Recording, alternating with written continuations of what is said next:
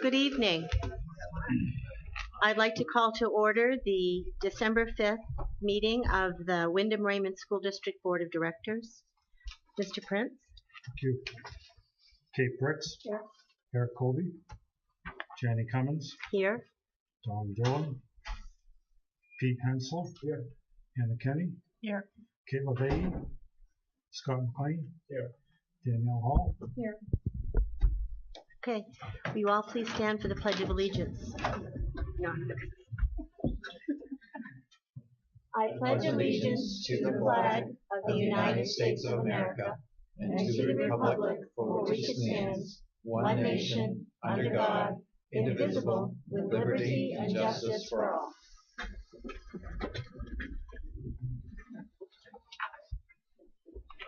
Mr. Prince, are there any adjustments to the agenda? Okay.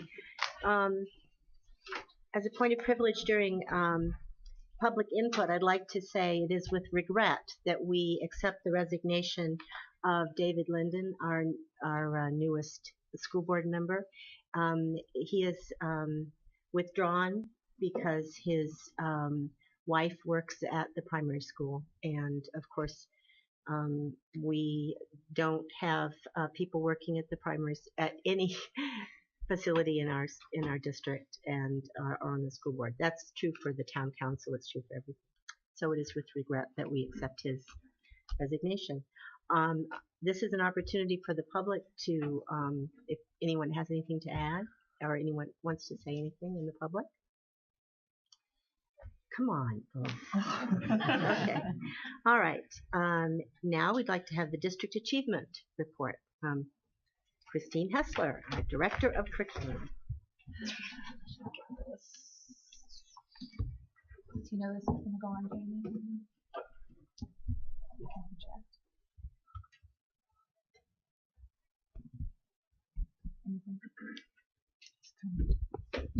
It's not there. Okay. Nobody's coming out of the room. Here it comes.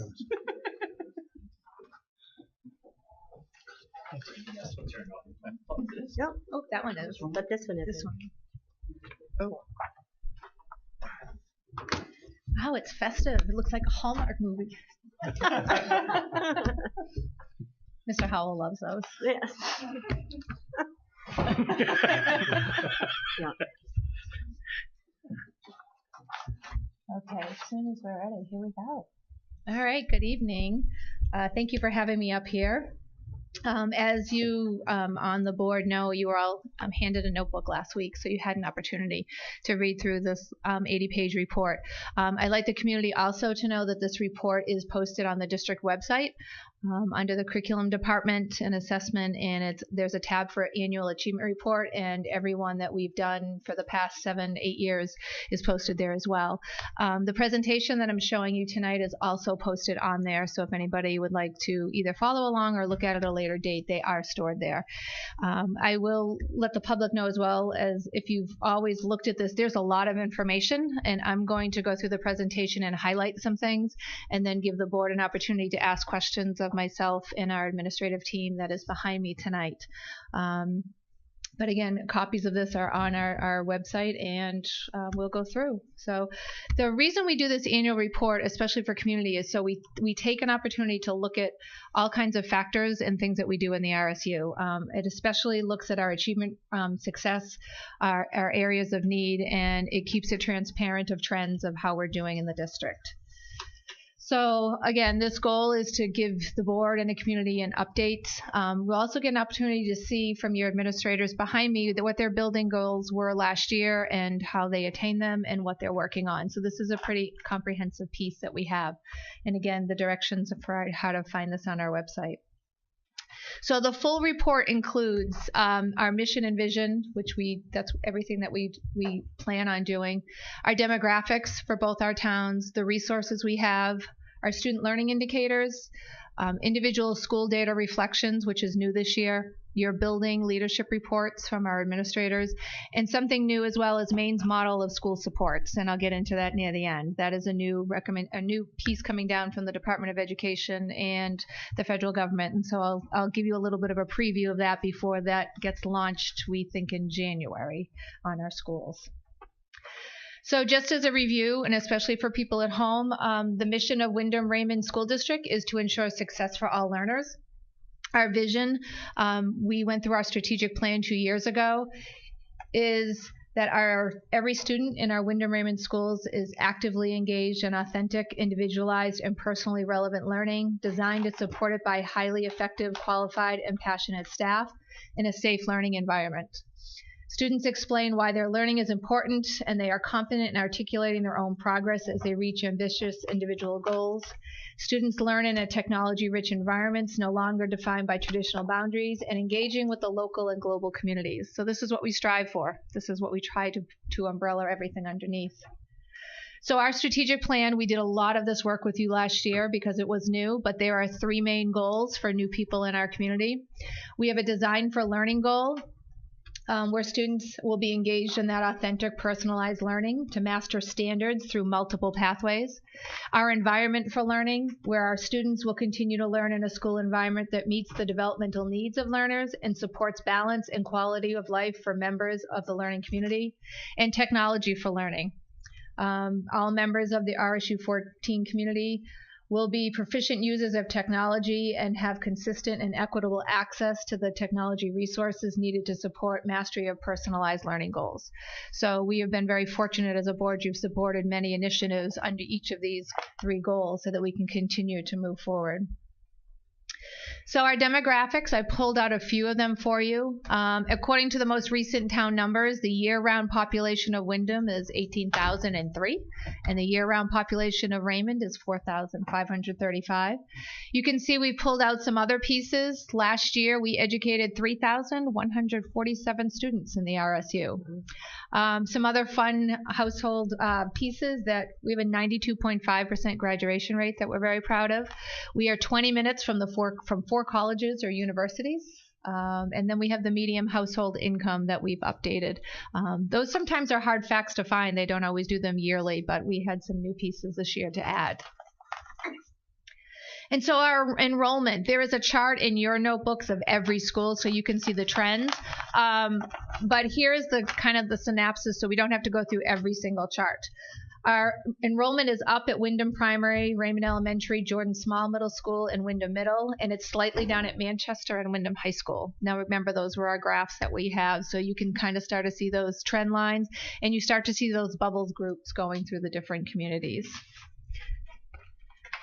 We also take a look every year at our economically disadvantaged students. We have not moved very much in this area. We are at 32% free and reduced lunch in our district. And we were also, Jeannie was also able to provide us with individual schools.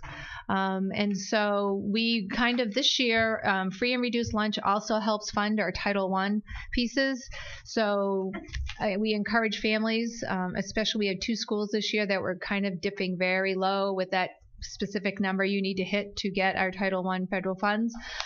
Because just filling out the forms, even if families decide not to take advantage of the free or reduced lunch, by filling it out, that counts for us to get our federal funds. So I know Beth Peavy's been doing a really good job up at Raymond Elementary. That's a school that, because it's small, is on that border a little bit. So we're working hard to make sure, even if you don't want it, fill it out so we can count it for that piece. Also, students with special needs. We know Elisa has been talking an awful lot with you about the rising numbers of students coming into our district and out of district placement. This is the breakdown of students with special needs in our district. Right now, we're at 16% of identified students in the RSU. And she has the breakdown here, and I know she'll be doing a bigger presentation for you on special education. Our school resources, this is your budget. So this is the FY19 budget, the one that we're currently in. This breaks down for us what percentage of budget areas, for example, instruction and student support is 50% of our budget. Special education instruction is 16.5. School and district administration, facilities, transportation, and operations, and our debt. The other side of the graph shows you per pupil cost in the state of Maine. The state of Maine average is $11,859. And what I did is I took the schools that are around us that we usually compare to, so you can see where we fall as far as some of our neighboring districts on that piece. So the student learning indicators, this chart shows you all of the different assessments that we have at each of the grade levels. For example, the MEAs, you've been hearing a lot about them because they just were unrolled and the scores have just come out. All of our scores have been copied and sent home to parents. We're actually in the process today. The technology department is now uploading those into Infinite Campus, so the scores will be in there as well as they're housed. So we're going to take a look at these different indicators. The last yellow bar you see are national, international assessments, and this year we've been randomly chosen again to give the NAEP because our 4th grade kiddos, we have a large population of them. So I know Crystal Vargo Ward in the back here was getting ready for the NAEP people to come and give that assessment to our students. This is an assessment where we do not receive any individualized information. This is a national piece that they put us into. And then the other one that we will be having is the Trends in International Mathematics and Science Study, and that's the middle school level. So that will be coming as well for a certain grade level. Christine? Yes. On that NAEP, you said that we were chosen. Yes. Chosen. Randomly. We're chosen every year, every time, every 2 years. Yeah. And that's something that we have to do. Yes. So when I fill out our Title I application, if I do not check the box that we will participate in the national testing, we do not receive funds. So if we are chosen to give the assessment, the people come in and give the assessment, we have to allow them to come in and do that, or we forfeit our federal funding. So the state's required to have a certain number of schools at a certain size who actually need to sit for the assessment.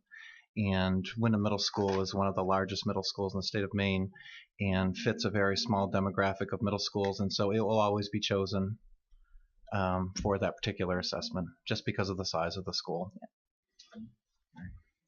Yeah, my daughters have the same as well.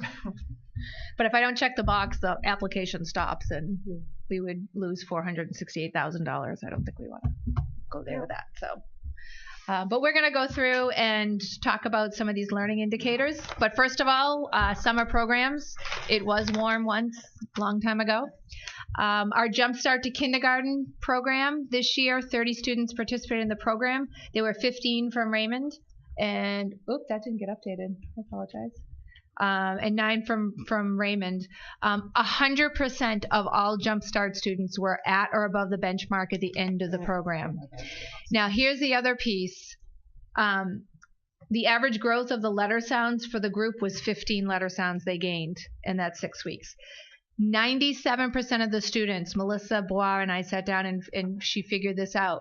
When we did the fall benchmark, when we started school, when these kiddos went to RES in primary, 97% of them were at or above the benchmark. One child was not, and she missed it by 1. Wow. That was it. That's great. So the other piece of the keys to success for this, the high rate of attendance. This is something that our KJS students were always there this summer, and you'll see a flip for that when we get to Boost, but that was huge. The kids and families came every day that the program was run, and again, for community, Jumpstart is run on Monday through Thursday from 8 to noon. We don't go on Fridays, and it's an amazing program. The returning staff, I think we had 1 new staff member this year. All the staff came back. Returning director, Melissa came back, and she does data dialogues with the staff every week. So every week they stay after one day, they look at the data, they talk about their instruction. Melissa goes into model. They use every spot possible in the Wyndham primary wing that they do, and it was amazing. We also have some students that come and help to shadow. Actually, my youngest daughter came this year, and she was 12, and she wanted to go every day. She just loved it. It's a very engaging and very tiring program. People, there are a lot of movement, but the kids did amazing. Our Boost program, we had 22 students, 15 from Wyndham and 7 from Raymond. 33 met the level 4 benchmark or above. 38% made growth on the DRA level. 71% of the students made growth in oral reading fluency, and 100% of the students made growth in high frequently words. So the keys to the success were returning staff, again, returning director, and those data dialogues. A huge point, we broke down the kids who came every day regularly. Those kids made the DRA benchmark 4. The students who didn't make the benchmark 4 were the ones who didn't come. This was the first year we had students not come for like a whole week. They took chunks of time off, and you could see that they lost some momentum and that piece.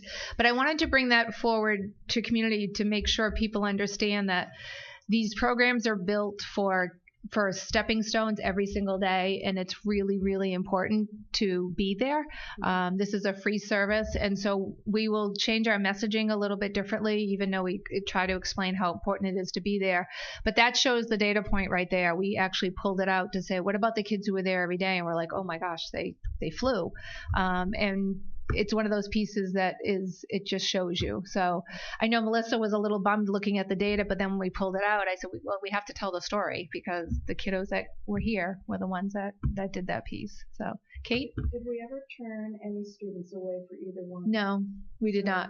Anyone who qualified for Yep. the student? We invited, so, and we're going to continue to grow. You will see this year in budget, as if you've been on the board for a while, every spring an opportunity sometimes comes up that I can apply for extended Title I funds to pay for this program, and luckily, knock on wood, we've received that. But we do need to put into budget this program because if A, the grant is no longer available, or B, we don't get it, we don't want to have to turn people away and cancel the program for the summer. So just to keep that in mind, we're going to have to put it in there as a placeholder. Hopefully we have a chance to apply, and hopefully we get it. And we did have an audit last year where they actually came to our summer programs and they loved it. So if they're there, I think we've got a really good shot at it again. Kate?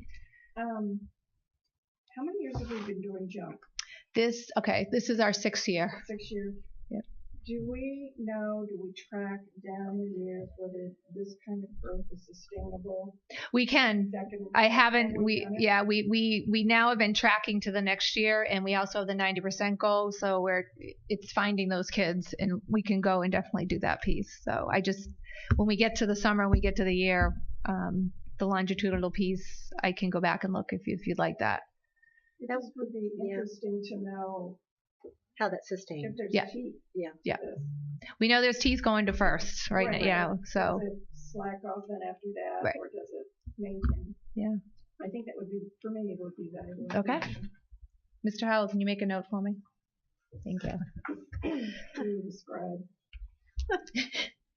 So now we look at our MEA results that were just released, and for the board and for the public at home, our grid shows cohorts of students. And so I'm just going to talk a little bit about the color scheme. So where you see the dates in October, the first 3 are like in a peach colored. That was the kneecap testing. That was our paper pencil testing years ago. Then we had spring of 2015 where we had the Smarter Balanced assessment for 1 year. And then we started a new test, which is the MEA, which we are in right now. This is the 3rd year that we have had the MEA for ELA and for math. So this is our ELA. So the way to read this grid is, if I was going to look at spring 16 and the 3rd graders, they're like a mint green, you can follow them to see how they progressed from 3rd to 4th to 5th grade. So your spring 18 scores are in the last column, and then next to it is how we came out versus the state average. I think that's a piece that's important to look at. Where are we as far as with the state, how the state scored across the state. Sorry. But what we do is we've taken these, we looked at trends, we look at cohorts of kids, and you're going to hear from our administrators, you'll see what they have, what we do actually with this data. So I'm going to go a little bit deeper into this as we go through the next couple slides. So the ELA subscores, this is the first year we can actually look at the subcategories and match them to released items. This is the very first year. And so the subcategories in reading, there is a section on comprehension of literary text, analysis and interpretation of literary text, comprehension of informational text, and analysis and interpretation. Then there's writing for language. So in that section, they are revising a narrative text, revising expository, and that's where you have some English language and conventions.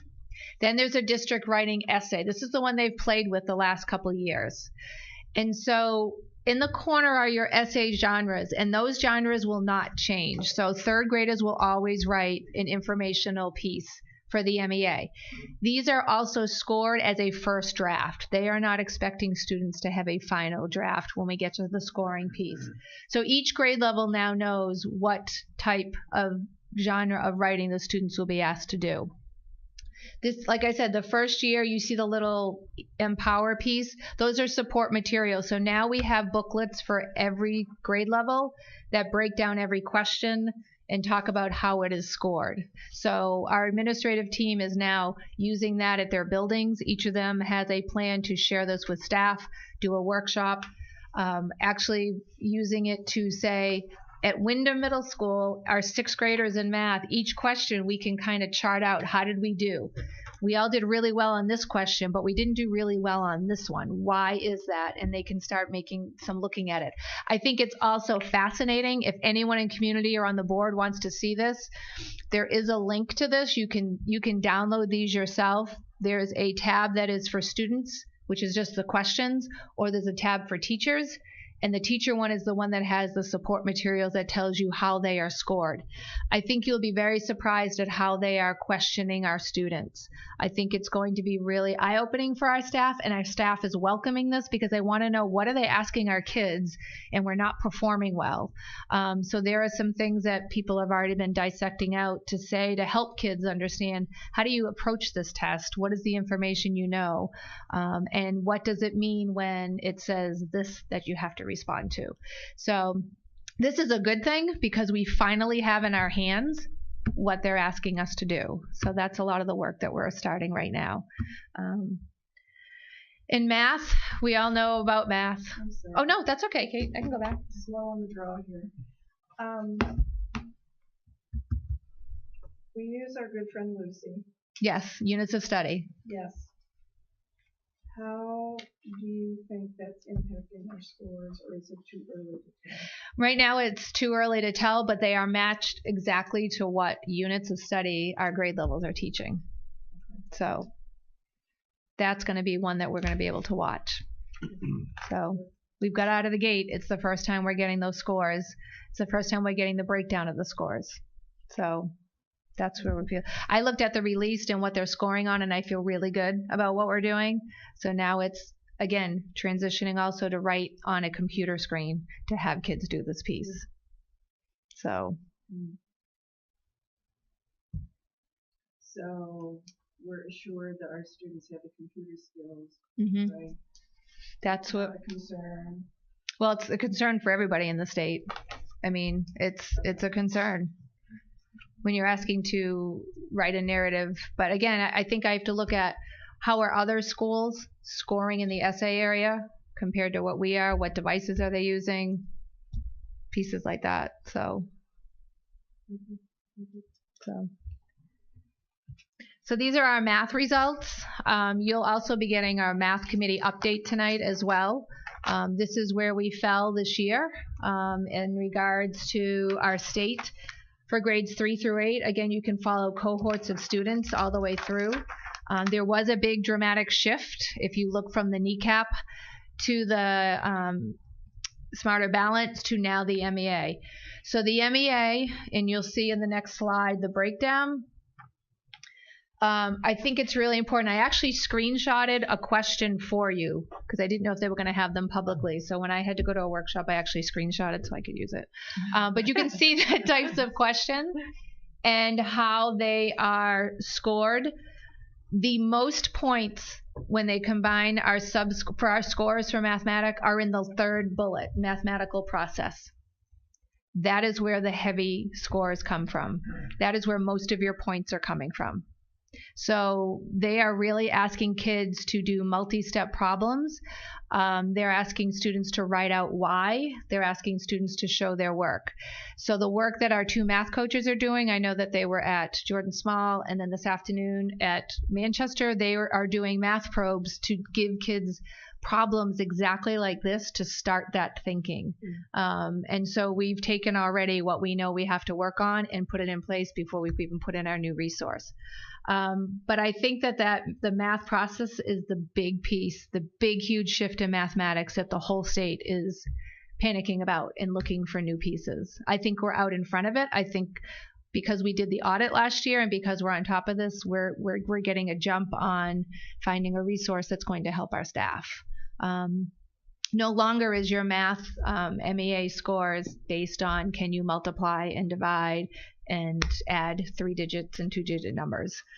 It's about process. It's these are the things your kiddos are seeing in their tests. So we've got a lot of work to do. We're ready for it, but I think this is an important piece to show and to share and have community and everyone understand. Christine, can you go back to the slide with the MEA mathematics results? Yep, it's up.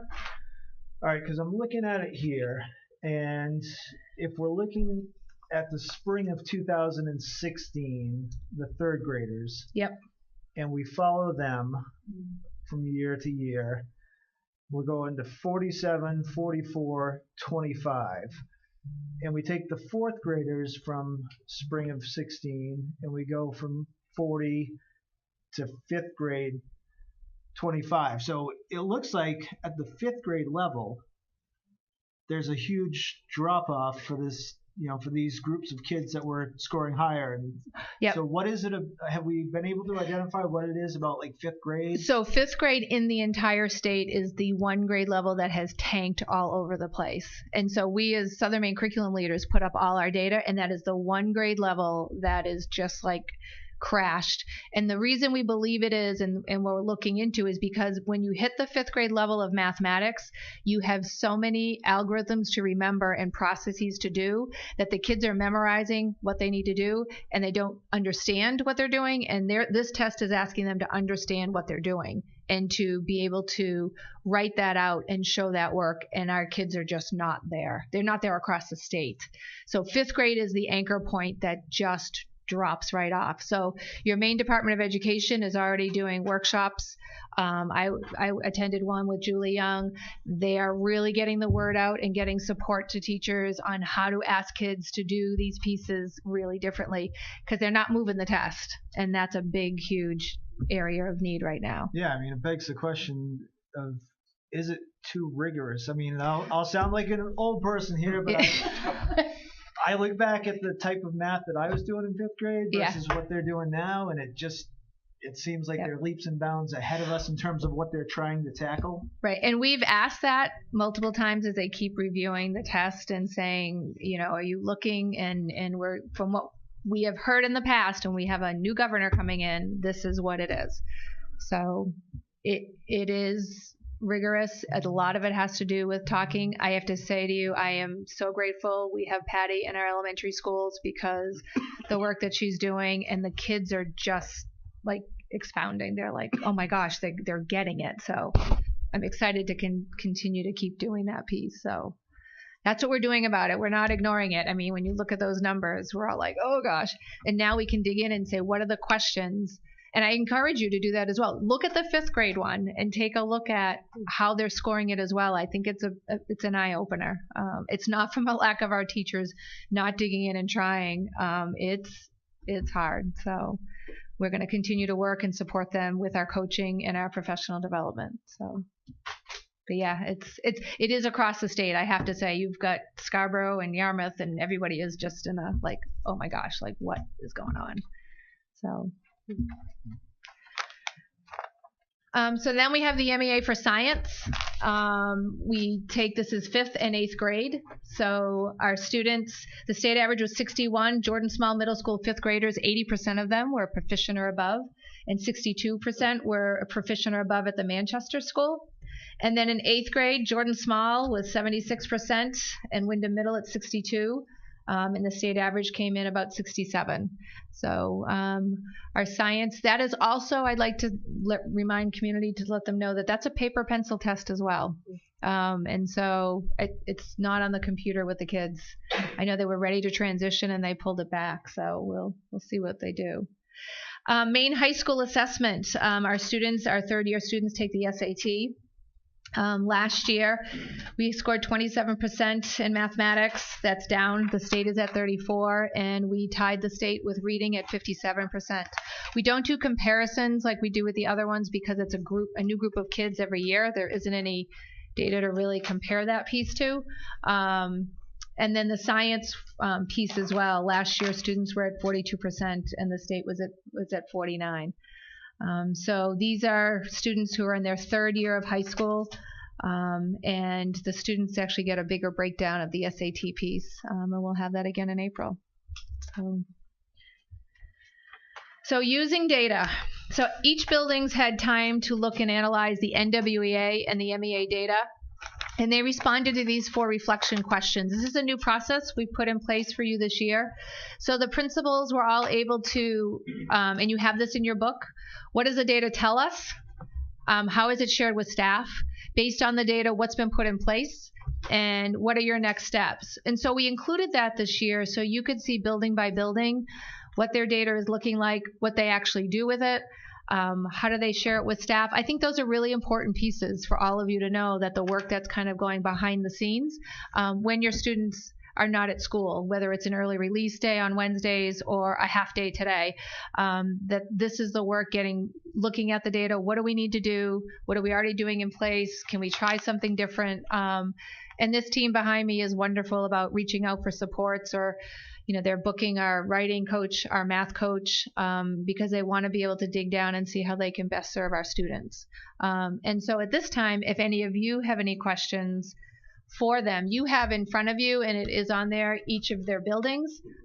So if you want to ask them questions, they're here. They would welcome any questions or comments, or not. That's up to the team here. I do have a question for you, Christine, and this is actually for you. Going back a couple slides, you had mentioned that what the math is grading on is how the problems are actually solved. And when you had mentioned that, it's the mathematical process there. I'm just thinking back to when we had the presentation with the Mr. Mike Hayes, yeah. Yes. And he asked us the question to solve a mathematical problem in our head. Yeah. And there was about 8 different ways that just this board came up with the answer. I was wrong, but whatever. I don't remember that. So do we know which mathematical process, or are they looking at an overall, the child understands what he's doing? Because there's kids that out there, now granted they're few and far between, that they can simply do some of this stuff in their head.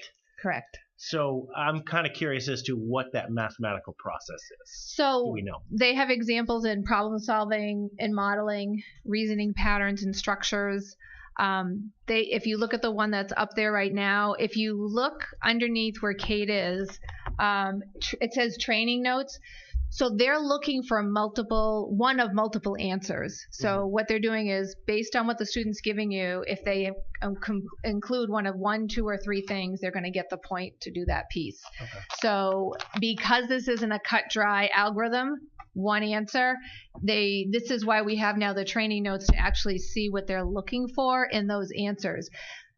But I have to say, as a parent as well, when you get your child's MEA scores, and you have a kiddo at home that they just get it, don't ask them to explain it, this is just another data point for you about your child. And so I encourage parents to look at your MEA scores, look at how your student is performing in class, what is their attitude towards school, and put the 3 of those things together and see if it makes sense to how they scored on here, or are they outperforming this in their school. So it's another point to kind of look at. It certainly is not the be-all, end-all. It's a one test, that it's a snapshot at one point of the year. But you just made a great example. There are some kids that I just get it. I don't know why, but I got the right answer, and they move right on. So I think you need to know your kid and how your kid attends to this. So if you're a parent and you're worried how they're doing, you can pull this off now and say, kiddo, how did you solve this? Tell me, talk to me about what you did. And then I love the question is, so what did you write down? Oh, I knew it. I just didn't write it down. Okay, well, that's why you got 1 point instead of the 3 points. So whatever. So, and I think the really nice thing about the probe work that Patty is doing with the elementary is she poses a question. The students all try it independently. They solve it as a group. And then the students go back and they refine their work. So that's a huge step of student learning is they only probably wrote a couple things down, but now that they've worked in a group and then they've done it whole group, they get to go back and reformulate their work, which we're trying to make sure what happens is when students attend it to themselves independently, they think about that process and add more of their thinking because they're used to doing that practice. Does that make sense? It does. Yeah. It does. So it's amazing to watch in the process of kids doing it. Yeah. It's amazing to watch kids' brains all of a sudden click and all of a sudden respond to what you wanted them to do. Instead of you need to write more, they actually understand why they need to write more, and they look at things a little bit differently. Right. So now that you have all of this data, because we're now into year 3, how is that changing how the teaching is going on in these classrooms? What is there? I would imagine things are happening a little differently. What types of things are happening differently? You want to ask any of them? Everybody? Anybody? Anybody?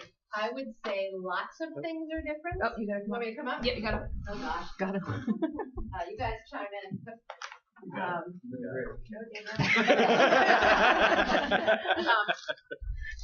Lots of things have changed. They started changing last year when we started our work with the math coach.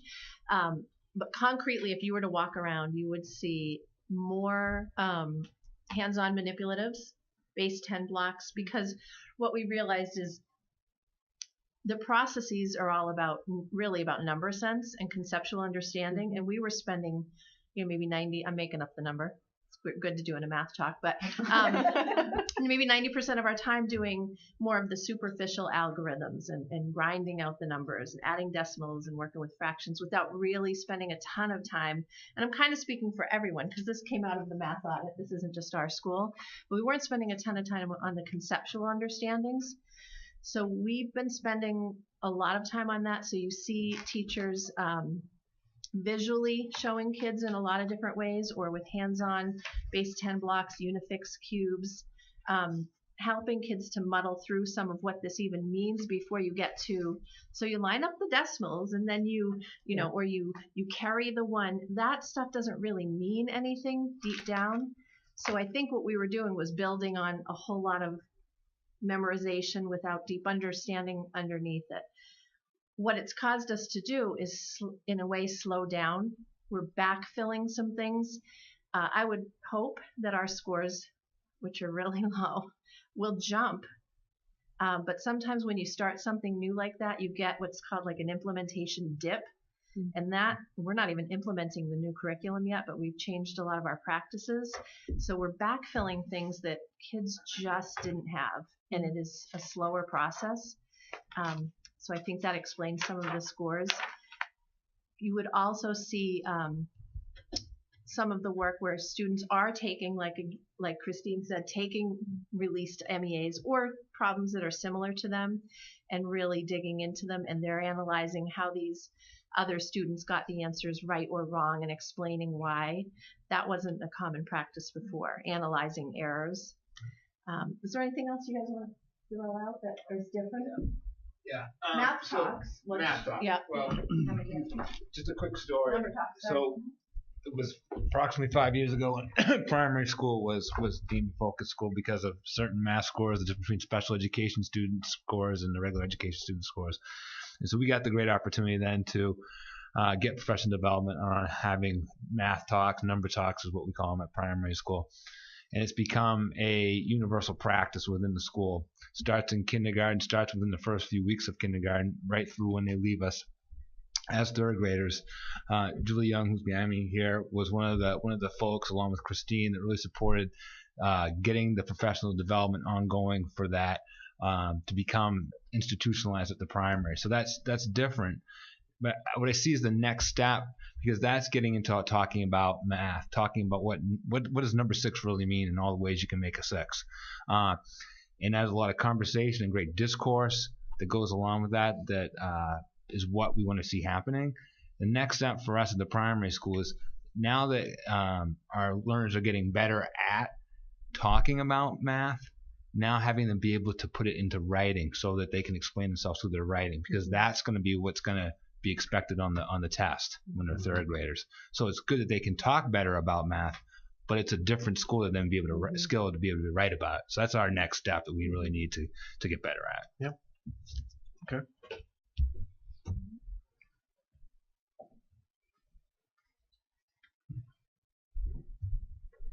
Did that answer it? Yeah, I definitely did. Okay. Does anybody else have any questions for our audience tonight? Oh, come on. Sure. Kate. Let's get Randy in the hot seat. No. No, this is. I'm looking at your ELA, the chart for you, and it's pretty amazing that in the spring for third grade, in the spring of 2018, you were at 47%, and then in the fall, is that the same cohort? You're at 70? Gotta go back here from. It's different, right? Different. Okay. Is that the same code for ELA?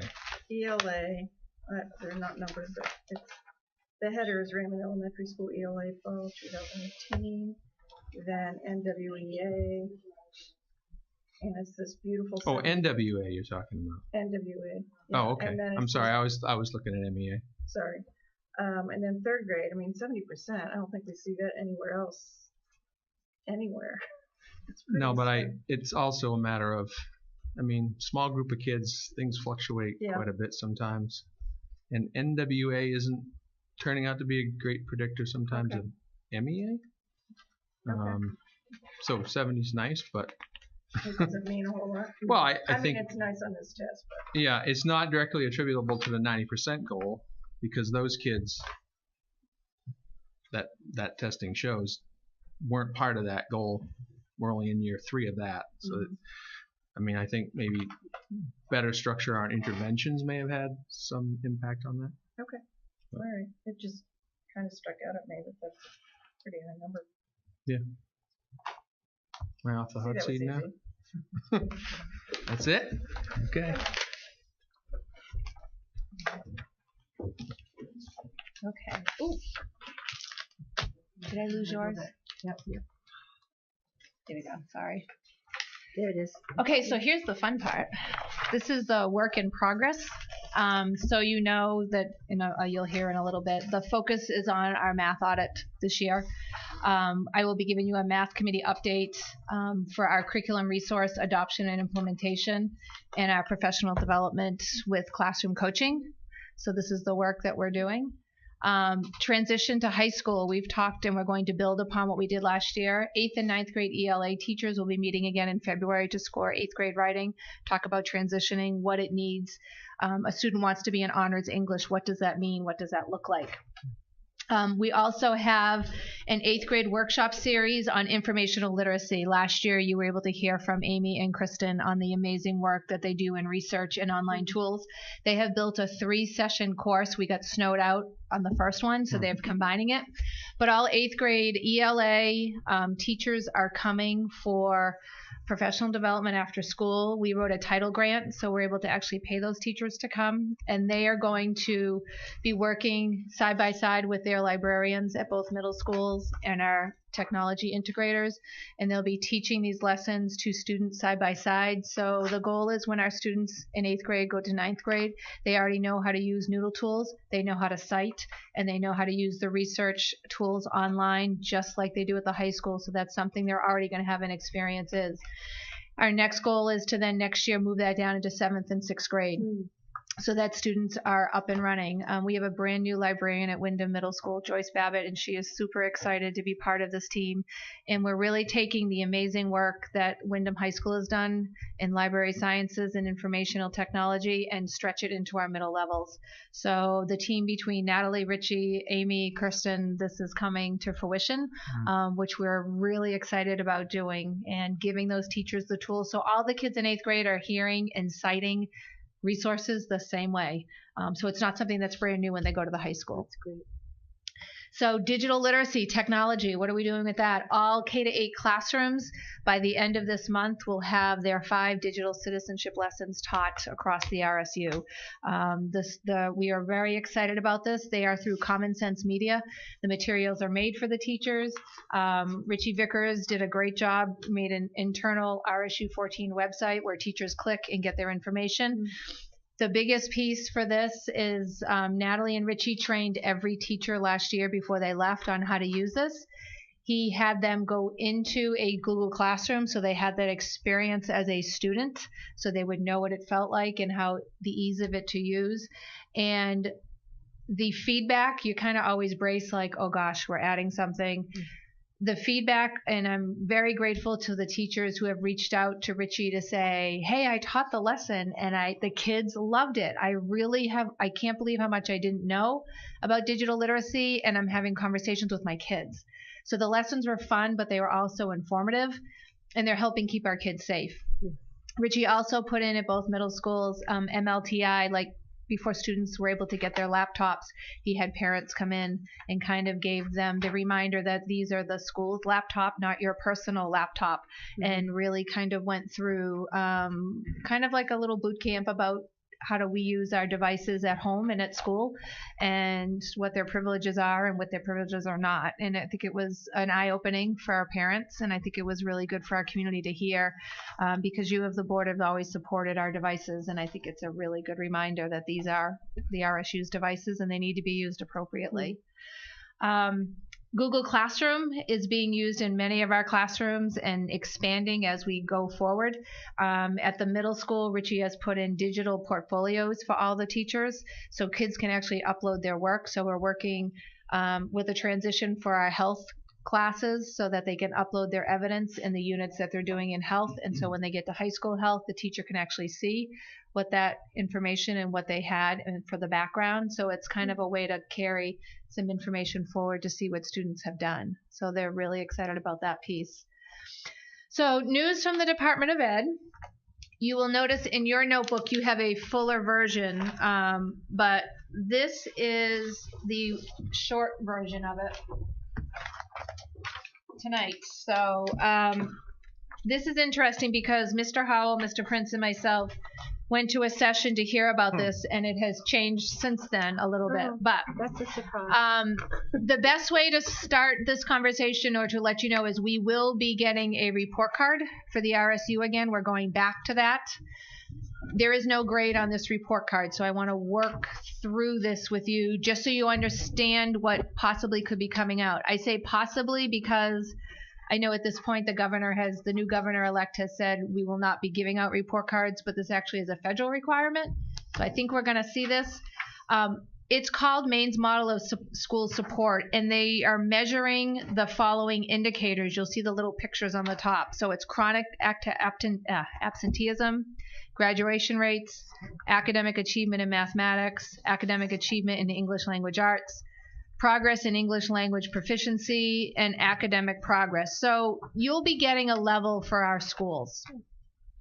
It's not our document. It's not our document. It's not our document. I know what you found. I know what you found. It is not your. I did not do it. The DOE misspelled. What did I say? I said to you, this is a misspelling. What am I going to do? So, thank you, Jenny. Great. But there are tiered levels of support, and depending on what type of school you have, you're going to get support. The support right now in place is the DOE will be offering professional development for staff. There's no money tied to this piece unless you're a tiered 3. And I believe for you, in order to be a tier 3 school, you also have to have school-wide Title I and 3 other indicators, and I don't even think we qualify for any of that. But this will be coming out supposedly in January. I am sure the news will pick it up that everybody is getting their report cards like they did in the past. Each of our administrators was able to also write in a little blurb about their schools so that you're also seeing some personalized information about the schools, which we do this big report and you have all that information. So it's just some really good reminders. This is really about all we know about this piece, is that this is a requirement of the Every Student Succeeds Act, and it's part of Maine's strategic plan. We are going to be in flux, unfortunately. I think there will be a transition with the new governor coming in, possibly a new commissioner of the Department of Education. But I wanted you to have this information in hand, the other extensive version that's in your notebook, so at least when this comes up, you knew what it's going to be. You will not be getting a grade. So I think that was a big firing part last year for people when that came out. That's really horrific for anyone to have to look at. So these are indicators, and most of these indicators I think you have in this report. So we should not see any surprises. The other part for you to know as a board is there is some discrepancy in saying whether or not we get to view these first before they go public, or whether they're just letting them go public. So whether we have a chance to say there's a discrepancy or an error, we don't know that piece. Sometimes we're told yes, other times we're told no. So I think it's probably the timeline of when they're trying to get these out. So, but as the board and the community knows, this is coming forward. So we'll get the first look at them when they come out. But I think in our district, because we have this posted, we're transparent about our pieces, we shouldn't see any surprises really on there. Christine, can you speak about the chronic absenteeism, though? That was one question that I had coming into this even before seeing this. Do we have a sense of where the district is in terms of absenteeism? Right. The administrators behind me have been working since I've been here 7 years now with Count Me In on absenteeism, and really working hard with that piece. And Chris, correct me if I'm wrong, but there was some discrepancy on how they're calculating this absenteeism. Because if a student leaves halfway through the day for whatever reason, they're going to be counted as absent. And so there was even to the point where they're saying, well, if your athletic teams leave a half hour early to go to a game, they're considered absent. So there are these weird pieces going on that the DOE is still trying to figure out. I think I would take it as, if I am Mr. Karen at the high school and the team leaves, I'm not marking those kids absent, but I think you have to use some of those pieces. Everything gets pulled, I believe, from our NEO for our own pieces, but they're really trying to see students who take a vacation outside of vacation, that's 5 days or 6 days, extended pieces. They're really trying to have people understand that students need to be in school when we have academic sessions. I think it's important. It shows. I mean, look at our boost data of our kiddos who didn't come. But I think I mean, Chris, you have a better of an overview of it, but I think we're in pretty good shape. I think there's going to be some surprises for some parents with chronic absenteeism, that not understanding that if they are pulling their kids out of school on a regular basis, that they may show up as a chronically absent student, not thinking that that it's having a big impact. But it's all based upon how we collect our data for absenteeism. And so I know some of our schools do full day absences. Some of our schools do, you're either absent for the morning or the afternoon, or it goes up to the high school where it almost feels like sometimes absent to the minute, where we're tracking that data. So whatever point, the cutoff point, I can't remember if it was over 10 days is where they're, but anything over 10 you'd consider to be a chronically absent, or it might have been 15. I don't have the data in front of me. I feel like it's 18. Is it 18? Oh, see these guys with them. 10% of the school year. So where are we with our data? Like, are we at a point where we can look at a school individually and say, like, these are absenteeism trends within these schools? Are we getting better? Are we getting worse? I mean, because we know that academic success is tied to being in the schools. And when as a board, we look at, when we're trying to develop goals for the district, we want goals that we can measure and see progress towards, and that's been one. I mean, we've always had a high graduation rate, which we're very proud of, but the absenteeism one's always been important to me. I know that, and I'm sure they can give you examples that this team behind me is, they track their absentees, they reach out to parents, they go over and above, to the point where they were trying to figure out, can we get a van to go pick up kids who are chronically absent? Why are they chronically absent? Why are they not showing up? And so I know all of them have strategies that they use constantly trying to get those kids into school. So it's a huge, God love our assistant principals, because it's a big piece of what they do trying to get those kids here. Kate? Did I hear that, what I thought I heard was that each building determined what was considered a full day or a half day. Is that what I heard? That's what it's individual by let me put it this way.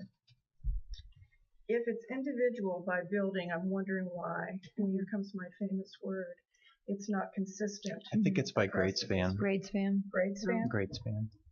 High school's always been per period. Middle schools have been half morning and afternoon, so morning absence, afternoon absence. And I think most of the elementary schools have been, it's a full day. Attendance is taken once. High school's a little different because you've got kids going through 6 courses, but it tends to be more so in the spans.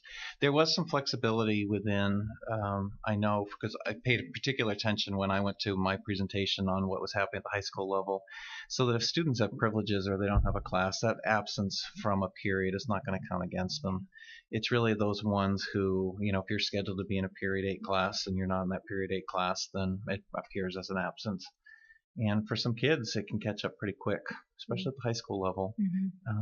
Absences obviously has an impact with all of our learners with absences, but I think oftentimes parents get surprised that their kids have missed as many days of school as they have, especially when Christine's right.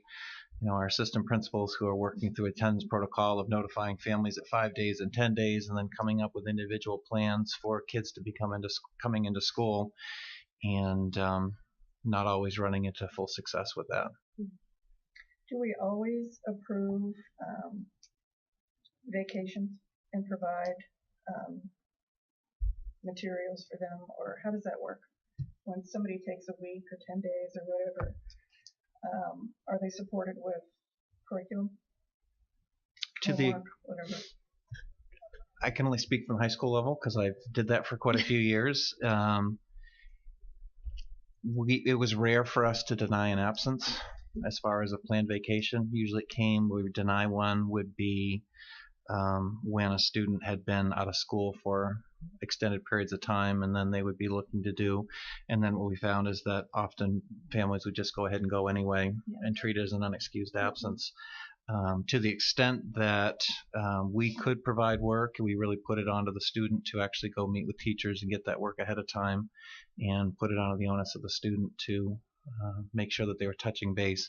I mean, although high school level was part of that planned absence form, on the front side was the reason for the excuse or the absence, and then on the back side was a listing of all the teachers to sign off, and for the kid to go teacher to teacher to teacher to say, what am I going to be missing during my extended absence? But the messaging that we always started with day one is that, please plan appointments and vacations around school vacations to the extent that you can, so that we want your kids here for learning. Okay. Problem is, airlines charge more when school vacations. Oh. Yeah. So some other exciting news of what we're working are our curriculum guides. So what are we teaching? When are we teaching it? So I'm going to show you an example real quick. This is a 4th grade guide, so K to 5.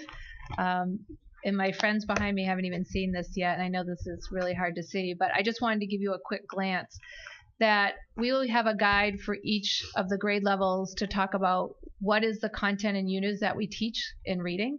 For example, here's writing. By the end of the school year, all 4th grade students will be able to write in the following genres. What are the units that they do? What are the curriculum materials supplied? How is the learning report determined for writing? Mathematics, I've just filled this in with our new one. And so parents, community, these will be posted online that you'll be able to see all of your content. And K-5 is all together bundled because usually it's one teacher. So this goes through each of the content areas of not the standards and performance indicators, but what is it you teach? What is the content? Social studies. I also listed the assessments for each grade level, so a parent would know these are the types of the assessments and the time frames that are happening. It also goes through some skills to strengthen at home, talks about our guiding principles at each grade span. We did that last year. How is it reported to parents, our habits of work, student expectations. So it's all bundled into one. So my goal is to share this with the administrators, and we have a protocol for our teachers to give them an opportunity for all fourth grade teachers to take a look at this, go through a protocol, be able to give me feedback so I can refine it, and we can have that out there. So that's a big piece that we're doing that I'm really excited about. Now this one is the middle level, and they are by content, and I'm just going to share with you today. This is Wyndham Middle, and we've worked with our applied arts teachers, and so your art, band, PE, Spanish, STEM, all of them have curriculum guides that they have just finished. So for example, if I want to know, if I'm a parent and I want to know what 6th grade Spanish is like, I can click on it, and it's going to give you the guide, a course description, what are the standards it covers, what are the units it covers, what are some of the activities, for each of the course. So literally you can go to the school, like Wyndham Middle School, and you can click on the ones and see what's coming up. So that we're just starting this process. And we're starting it so much that today I actually uploaded 19 curriculum guides for Jordan Small Middle School. We had an early release day today. We have an RSU 14 template that we worked with, and so those are actually out and being used so that staff can organize their information. The reason we're doing this not only to show transparency to you, the board, our parents, our community, but it also puts the guardrails up to say, if you're a 3rd grade teacher, here's what you need to be attending to. And how you get your kids there is any way you want to, but this is the stuff that needs to be covered. The high school will be done differently. It will be done by courses. And the high school staff behind me has been working really hard with each department. This is a grade 10, our informational literacy friends. You'll see a course description. So we've actually taken the course description in the catalog and really blown it up for parents. So you can see what graduation standards are in this course, what the 21st century skills will be used in this course. Here are their topics. So these are their defining a topic and then a little bit of a description about it. So each of these are really big units. And these units will be then broken out into a separate document where the teachers will actually fill out the whole unit. And then in that unit, there's a lesson template for them to actually store their lessons. So you can see on this one, the team at the library at the middle school for 10th grade actually linked their curriculum material. So because this is informational technology, these are live links for a parent to go right to and see, where's the high school library resource? How do I get to Noodle Tools? What is Maine Digital Library? So as I was formatting and putting all the Jordan Small ones on today, there were many people who said, oh, this is great. I'll list here where they can go for music to get their booklets. So I think it also can be a great tool for teachers to have to share their information about what their course is like, what their content is like, what's the difference between grade levels. At the high school, they are working with what is the difference between standard English, honors English, and I'm missing one. Academic English, thank you. So there are 3 9th grade choices. How do I know which one is best for my child? What are the requirements? What is the level of rigor we're asking? So this is an opportunity. So this is what we're building. Again, we now have a great platform to share this information. So much more to come on this as we move forward. And then the last piece I wanted to share with you that's really exciting. How come I can't get there? I want to go.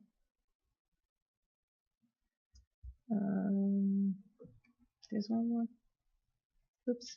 Let me try it again and see if I can get. Sorry about that. Our new professional development page. We've talked a little bit about this, but because of all the stuff we're doing, we're kind of working on a place to house our professional development. So what you're seeing in this first slide is an opportunity where we had people from Be the Influence came and they did a great presentation on trauma about students. And so Gary Harriman, our videographer / web person, formatted and videotaped this presentation. He put in the slides that were used. He also uploaded all the information. There were 2 pockets of information that were given to all staff. And then we will be attaching to that an opportunity for a staff member to fill out a reflection form, and we can actually keep track of what they did for professional development. So this is kind of like your anytime learning for our staff. So this is what we're building, a library of professional development activities that we're doing. You'll notice this is a great one. This is our math coach working with first graders on connecting representations. And so if I was a staff member and I wasn't able to go to the PD, or I want to know more about connecting representations, or I was there and I want to see it again, we're going to house it so that we're able to share these videos, share some more learning, and hopefully generate an opportunity for staff whenever they need to look at something, see another person teach, and extend our professional development time outside of the couple days that we have during the school year. So those are some of the, there's a few of the work in progress that we're doing here in the RSU that I just wanted to highlight for you. So I will take any questions about this piece or anything in your book. Very impressive, Christine. Oh, thanks. I got a good team behind me. They do all this stuff.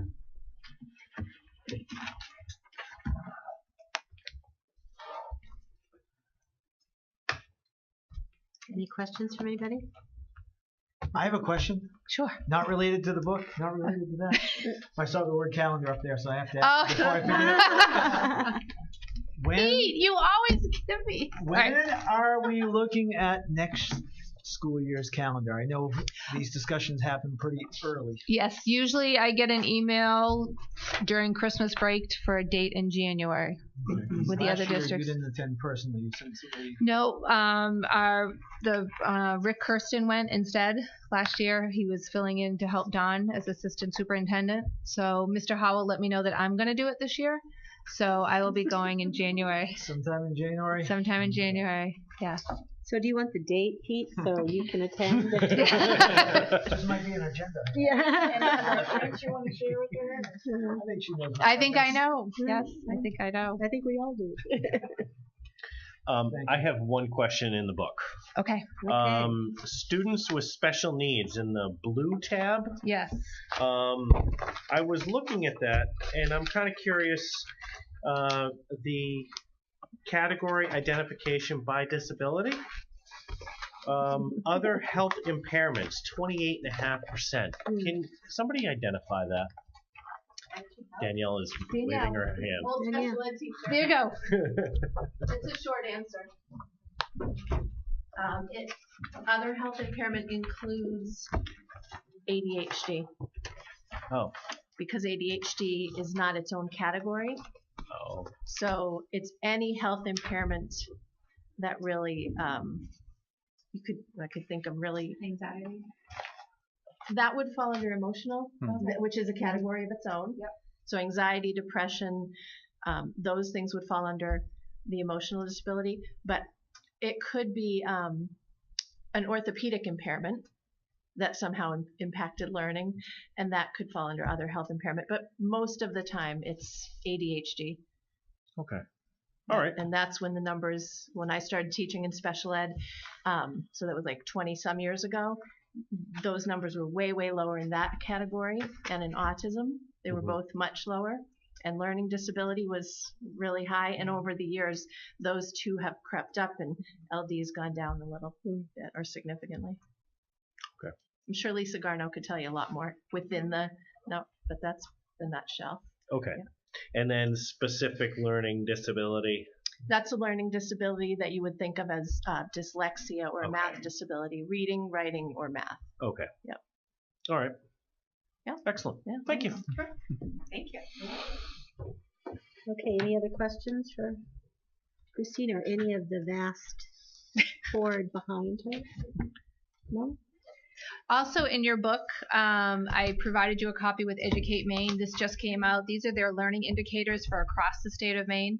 I think they're fascinating. I think it also shows the work that we're doing is aligned to what they're trying to achieve in our state with multiple pathways and pieces like that. So I put that in there as that has just come out brand new for you as well to take a look at. I think it's a really good piece that's important for us as we keep globally our state.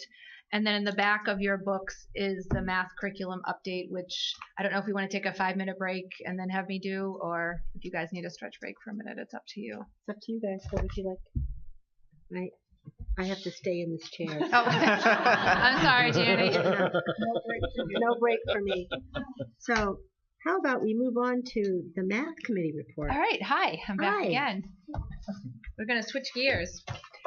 So this is really exciting because we've been up here talking an awful lot about math. And we wanted to be able to update you when we went through our process. And for the sake of community hearing outside, a little bit of this might be a little bit redundant for you because you've kind of heard me talk about the process we use. But you know that we have a RSU 14 math philosophy, and I think that we hit upon a lot of those pieces today as we were talking about what we're expecting students to be able to do in their mathematical world. If you were on the board last year, you were able to participate in our 1, maybe 2-hour math presentation with Mike Hayes, and we actually did some math, which was challenging, fun, but I think it really put in perspective. We still keep to that piece. We're meeting as a math committee next Wednesday, and Patty is doing Do the Math so that teachers will be engaged in mathematical process and problems to get us going.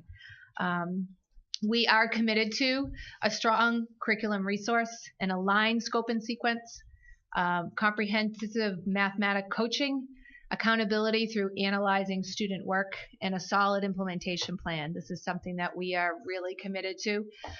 In fact, when we knew that we would not have a resource in place for this school year, we put in an aligned scope and sequence already for staff to have, so that is posted on our website. So everybody at this point is teaching the same concepts when they're supposed to be teaching, and so there isn't any filling in huge gaps. Like this is, we said, all right, everybody's ducks in a row, and then we'll have a resource coming in. So we weren't going to wait another year. We're already doing those pieces. You heard me speak earlier about our mathematics coaching. Ellen Bailey is at Jordan Small. She was up there today during their early release, doing some number talks and conceptual understanding. That work is going nonstop during the day, after school with our teachers. And so we would like everyone to keep in mind, this is a great visual. And so when we manage a complex change, and when we are putting in a new curriculum resource K-12, that will be a complex change for our teachers. If you've lived on this committee, you've felt probably some of these emotions at some point or another, and we have to remind ourselves that our entire teaching staff, special ed teachers, ed techs are going to maybe feel a little bit this way too, but we're shooting for the top bar. What this graph shows, if you are missing one of these pieces, you can see the emotion on the other end. So if we have our vision and we have our skills and we have our incentives and we have our resources, but we're missing our action plan, that starts a lot of false starts. And so you can see that our goal is to make sure that we have everything in place. And that's why it was important for us for me to come and share with you tonight where we are and what our next plans are to do, because we want to make sure that we keep our vision in mind. We have the skills to do this. We have incentives for our staff. We have a resource that's strong, and that we have a plan in place so that we can be successful with this implementation. It is amazing to me when we get through this, when we were choosing it, they first thought we should implement by grade spans, and then it was like, oh no, we need to just, everybody was excited to jump in. And so our K-8 curriculum resource came down to a few, and for our process, we went through is we brought in everything under the sun. So any program, K-8, we asked for samples. We even asked staff, we surveyed them, have you heard of something you want us to check out? We did a structured protocol to review all of those materials and looking for the three things that are really important to us: the concepts, our triangle, our concepts, our application, and our skill level. But those three had to be there. And so through there, we weeded out a whole bunch of programs. The ones that we really thought were strong or had possibility, we invited them in this fall to do presentations for the full committee so that we were able to dive deep into that. And we had a 4-page rubric of we navigated and dug down into every little thing. You can ask Janie. Janie was there on that process. It was pretty intuitive, and our people that came in to present to us wanted to know what we were looking for, and we wouldn't tell them. We wanted to find it our own. We found a lot of things that said they were the math practices, and they were just stickers on the book. They weren't truly. We actually went in and looked to say, your program here says that you embed the math practices, but yet when we looked at it, what they were asking our teachers to say was not part of the math practices. So we really did a lot of investigating. This resource called Ready Math is the one that skyrocketed to the top. This is the curriculum resource that we will be bringing in. And here are some reasons why. It supports our math philosophy, so it's conceptual, procedural, and then application. It has opportunities for mathematical discourse. It actually has like cards for teachers to use to ask kids questions in order to elicit talking about mathematics. That's huge. It's a big difference to say, well, you need to talk about math, but what if I don't know what to ask the kids about math? So this gives them the tools. That was very important to our committee. The math practices, the real ones, are embedded. There are multi-day lessons.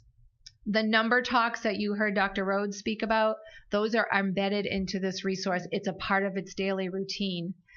There's a think, share, compare routine, which makes kids think about what they're doing, compare it to others, and then share pieces out. It's a instructional process that lends itself to what we need to be doing, instead of saying, here's how we do double-digit division and you need to do 30 problems. Like, this gives the teacher the opportunity to do the math the way that we need it to be worked through.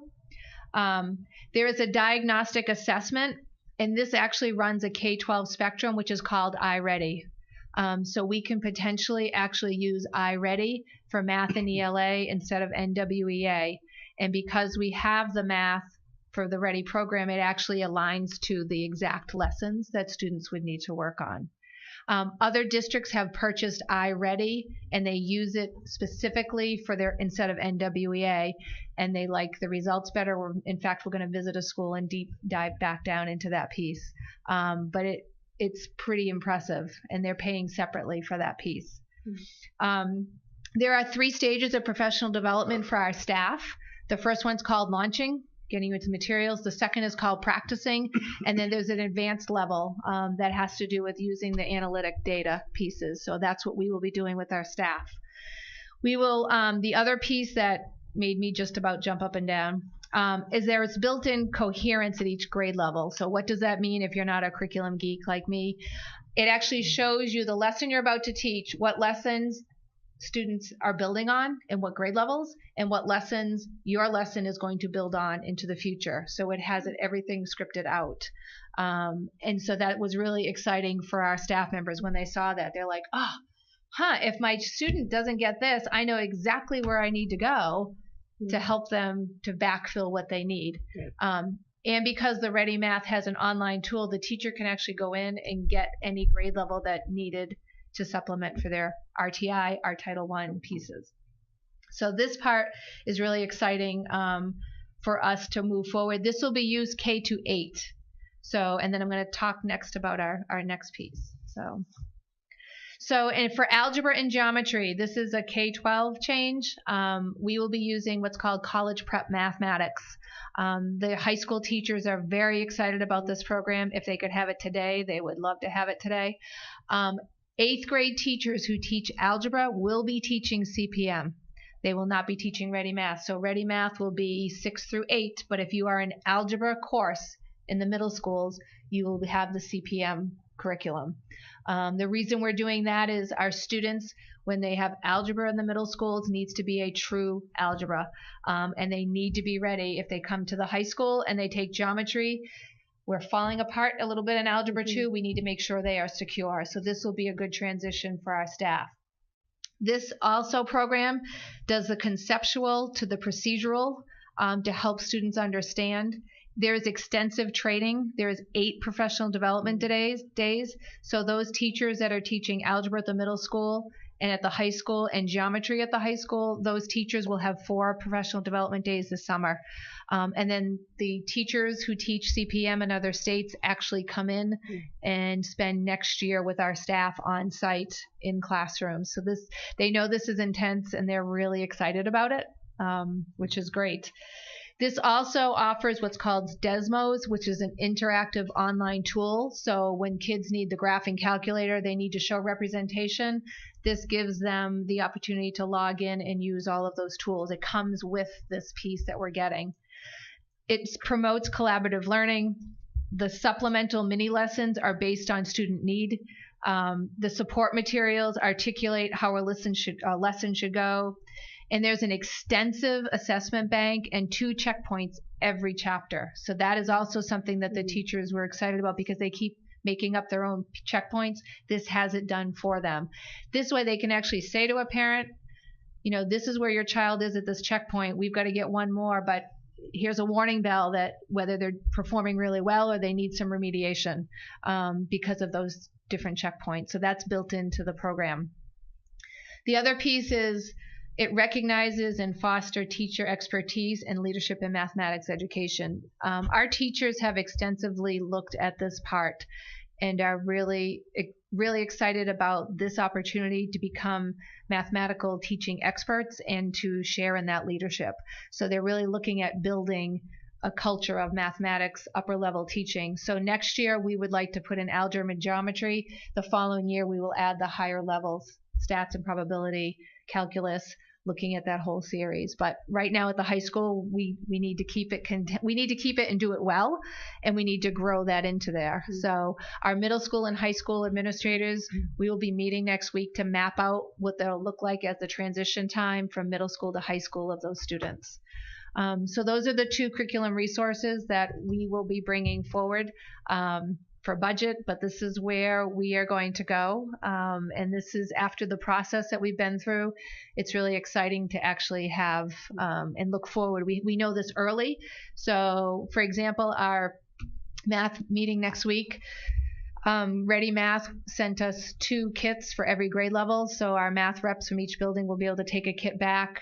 They'll be working with our math coaches to plan a lesson or a unit to teach in the spring so they can do some reflection and share with their grade levels. So that's going to be coming up. I also wanted to share with you the ed reports. I know this probably is a little bit, but this was nice to validate what we were looking for actually came to fruition, because ed reports evaluates every program totally like white paper, unbiased. I have left the link in here if you ever wanted to go in and read all the things, but they report by grade span for every program, focus and coherence, rigor in mathematical practices, alignment rating, and usability rating. So Ready Math is the only math program that came up with above expectations in every category. The only one. We looked at other series that we had, and what we saw as those holes, the ed report saw as those holes. As publishers have revamped and slapped on the, this is what we do and this is what we're highlighting. The other part we found very interesting is that Ready Math is one of the only programs that was established after Common Core came out. It didn't have to change their product to meet the Common Core. They actually built it. We are actually getting the newest wave of materials. Ready Math has been out and they've already taken feedback, and we are going to get the next version up. So our teachers were really excited to know that this has been out and been successful, and that we're going to be able to run with this piece. Same thing with the high school. CPM was one of the only ones that came into meeting the expectations of the alignment ratings. You can actually drill down to all these little bullet points. That's why I gave you the link if you wanted to see the piece. So you're welcome to take a look at it. We went through all of them, but I just wanted to share you. It wasn't like, oh, this one's pretty, let's pick it. There was a lot of process that we went through. So implementation, now we know what we want to get, and we'll put this into budget. So October 15th, the committee worked in Greenspan. This is our suggestion to you. As I made it to the administrative team. They reviewed. We are dedicating time on our March in Service Day to have professional development on math. That is part of our committee work next week. They will make suggestions of, now that we know all this great information, what are we sharing with our staff? And our math coaches will be leading that work on that day. We will be having summer training for staff. We will have a day, the launching professional development for K to 8. There will be a date in June and a date in August, and staff will need to pick one of those days to go to for the professional development. Algebra and geometry staff, they know they have the 4 days this summer. Next October, our in-service day, the K to 8 ready math people will be having day 2 training, which is called the practicing. So we already know what our October in-service day will be for the majority of our staff. Chris and I will prepare budgets for resources, PD, and staff training for your upcoming budget as well. But we are going to message this out to staff tomorrow. They've all been kind of waiting to hear what we have chosen and what our plans are. When we know how our summer calendar looks, we will get those dates out to staff, but staff will have 2 choices for their math implementation and training. And our other goal is to have all our materials here before the end of the year so that staff can have them over the summer for those that like to look at them and they want to know them. I think Janie said it well, when there isn't a lot of bells and whistles and extra stuff to do in this program. It's focused on instruction. And it's focused on the really good manipulatives that are being pulled out and used again as our base 10 blocks and pieces that our math coaches have already started. So I feel really fortunate that our 2 math coaches are starting this work early with our teachers. They're understanding how to use them. They're getting comfortable with them. And people are looking forward to a resource that they can count on, they can use. So they're not planning that. They're focusing on, what's this unit about? What are we going to be able to do with kids? And so they're excited. We will have some changes. I mean, that's always new, but I find we have more excitement more than we do, people not wanting to try that piece. So our next steps, I kind of touch base on them. They'll teach some selected units and just share reflections. So they can tell them, hey, I taught this. This is what I really liked about it. This is how I got to do that. The math coaches will do a crosswalk with our scope and sequence, just as what we're doing this year. I have ready to go out tomorrow. I have it by grade level, all the content that's going to be taught at each grade level for next year and the names of the units, so staff will know that tomorrow when I send it out. So there's no big surprises out there. That was another good thing, is there's nothing radical changing, but sometimes seeing it helps as they're making a change. Our math coaches will plan our in-service day for March. We are also looking at possibly doing a visit to a school in Connecticut that is fully implemented Ready Math. We will be the first school in the state of Maine to implement Ready Math. So it's pretty exciting, and everybody's looking to find out what the best thing is. So I got a lot of people on my door right now. We'll also be taking some committee members and our standards-based teachers to Cumberland to visit to learn about the iReady diagnostic component and how that works and how it's used as a screener, and then how it can be used for interventions. So in Cumberland, everybody is screened through iReady. Students who need more are placed into the system with a teacher to do interventions, and it tracks all of that piece for the teacher and prepares everything based on the need of the students on their screener. So we're not showing one piece here and another piece here. And so we'll also be we started working yesterday with the administrators to plan additional PD at the building level, doing some Wednesdays, doing some early release. The high school staff will be visiting a CPM school to see it taught live. That's a huge piece for them as well. So they're planning those dates. And create a process to ensure that all new staff have training as they're hired. So that's another piece we need to have put in place. So this is the committee. We meet next week and we will start working through our new list of what we need to do. This committee is made up of really devoted teachers to mathematics and are very thoughtful in their planning and their suggestions about how we can make this change for our students. But they said, can we just buy it now and start? And that was Janie had to wave and say, well, there's a process we need to go through, but we wanted to come with this to you early so that when it does get to budget time, you understand why we chose the program what are some of the components, and that this went through a process with teachers from each grade level from both towns, and it's been a journey. And again, if anybody wants to see the work the math committee is doing under our strategic plan, we have the math committee document, and I just uploaded what Ellen did today at Jordan Small, so you can take a peek. You can see where we are, and I'll upload our minutes from our next meeting to see if you wanted to see outcomes. And I'm sure they'd be happy to come and share with you what they're learning at any time. But this is where we are. So questions? Anna wants to do math. I was just actually thinking, like, you're the only person I know that can talk about math in a way that makes me be like, okay, numbers are great. So, I mean, kudos to you, because it doesn't happen a lot in my life. I was the student in math the nun, I was at a Catholic school in Worcester, Mass. She actually told my mother in second grade that God did not intend me to understand math, and that was okay. So talk about mathematical mindset. Yeah. That my mother was furious, by the way, but I overheard her saying that. And what did you think? I, from that day, said You're a math person. I know. And then when I had to teach everyday math in fifth grade, where I was in my former district, I knew what that looked like when a kid didn't get it. So I would like stand on my head to help them, because it was a horrible feeling, a horrible feeling. And that's what your teachers are doing. Your teachers are asking, what else can we do to help our kids? They are, they want to know the tools. They want the toolbox. They want the training. And we have to keep in mind, our K-8 certified teachers have had one math course in their preparation for math.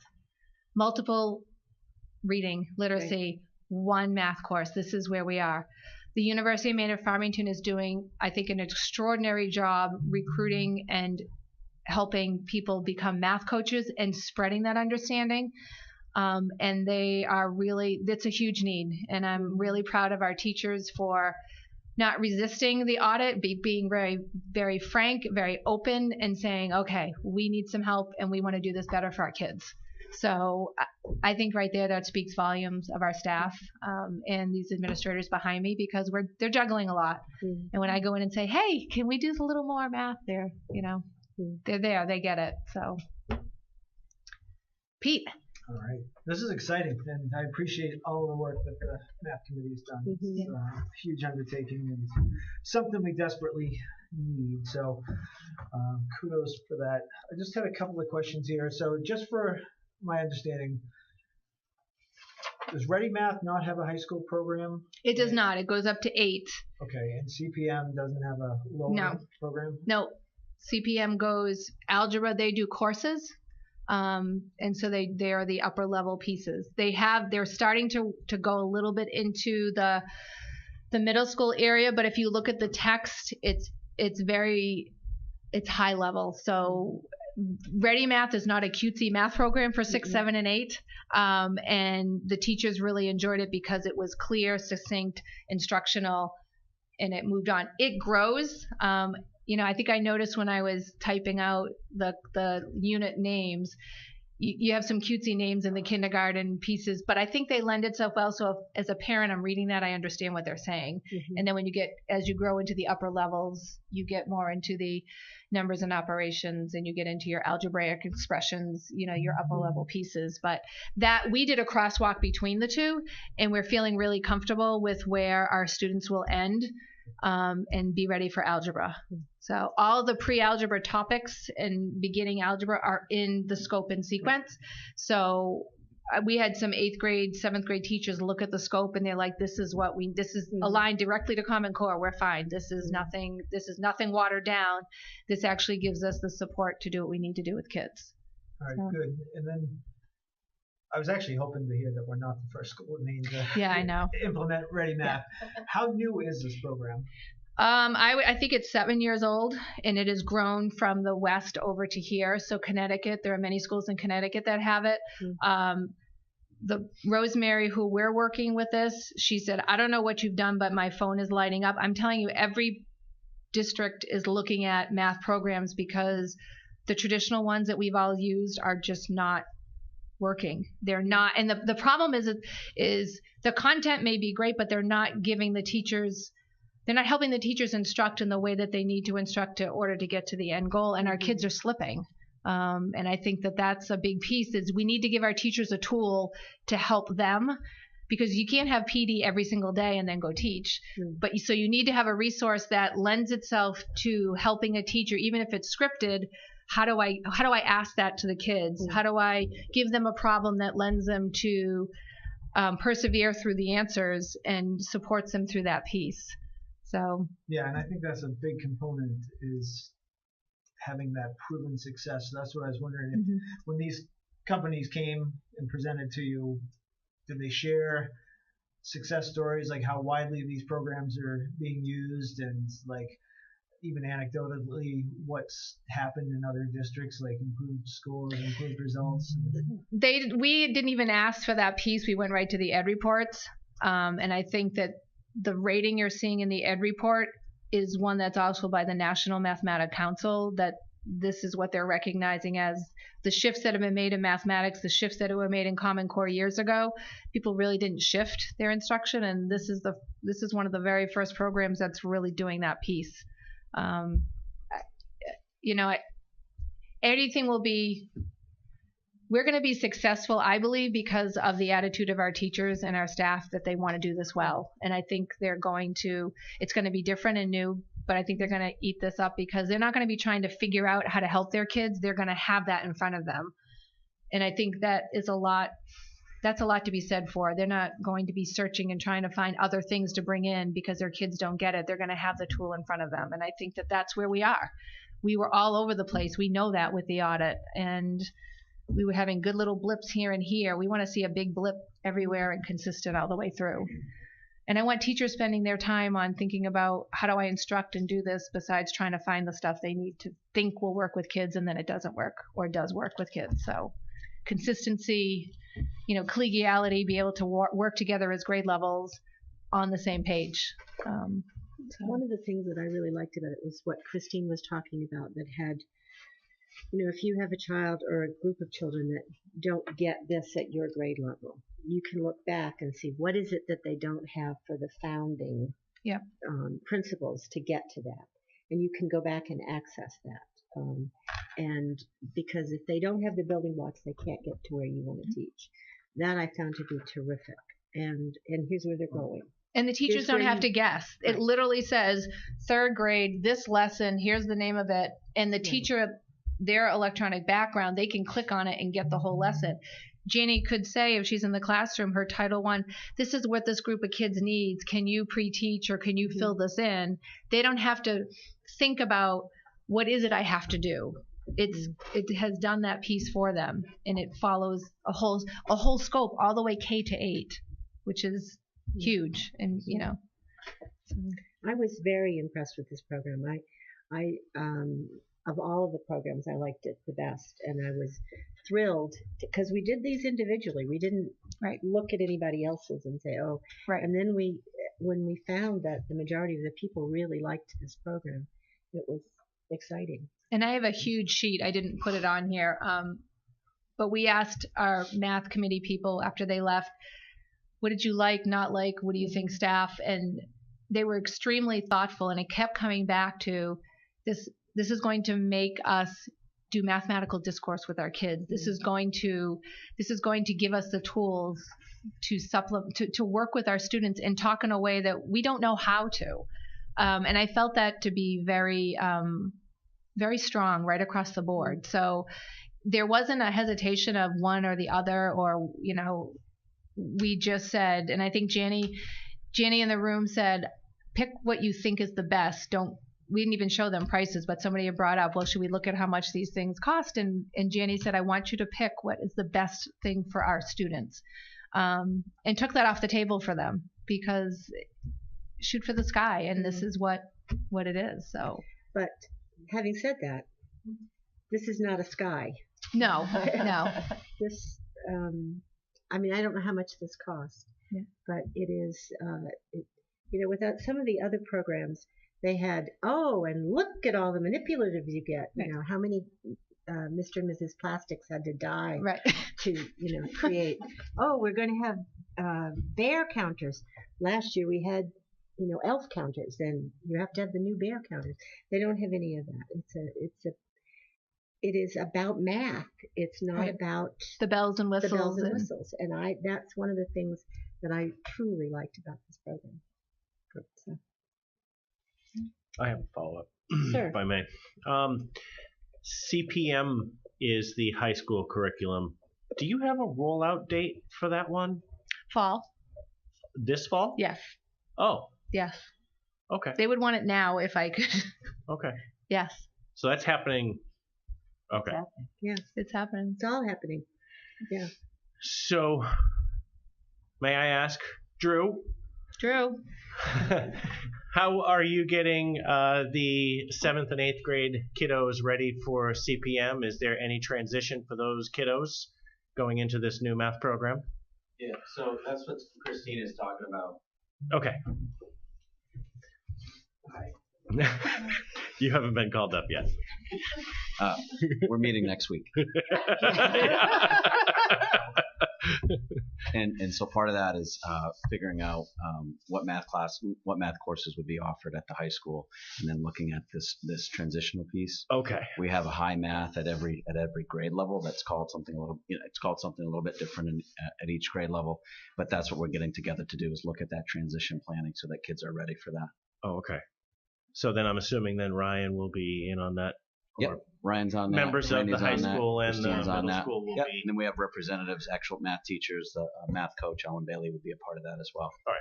And then part of that going forward is the communication to parents. Right. About what that means for their students. Right. I asked that question because I understand that, there's always going to be a transition period, but what about those kids that are already starting to go through a transition process in itself? Mm-hmm. We just want to make sure that we're not leaving those kids behind. Mm. Yep. And so, yeah. Cool. Excellent. On it. All right. Cool. Thank you. Yeah, that's why we're powwowing, because how many kids are we looking at? How far are they getting in their course? Are they finishing what parts of algebra to? We don't want a child to leave Wyndham Middle School and then fall apart at the high school. Right. That's the piece. So that we want to ensure that they're going to be okay as we make this transition, and that's a big piece. So we're treading thoughtfully and carefully, but we will be transitioning over. So okay. I know I go to middle school and a high school. Yeah, that should I'm be living fun. I'm living your dream. So All right. Okay. Any other questions? I was privileged to be on the committee, and the amount of work that everybody did, and the piles of boxes of curriculum. Holy moly. There's a lot of stuff. we were starting to call it the math room. It was becoming like you couldn't move. It was lined around every wall and up. I mean, you wouldn't believe the stuff that was sent. But we went through a process. We went through, and we wanted to make sure and staff understood. Anything you suggested, we went through our protocol, and I don't think there's any second guessing. No, So it was really good. So thank you very much. you're welcome. Thank you. Okay. Could I have a motion to approve the second reading of the revised policy IMGA? I move to approve the second reading of revised policy IMGA, service animals in the schools. Second. It's been moved and seconded. Any discussion? Okay. All those in favor? Opposed? Motion carries. Could I have another motion to delete the former policy? I move to delete the former policy IMGA, service animals in the schools, approved June 2012. Second. It's been moved and seconded. Any comment or board discussion?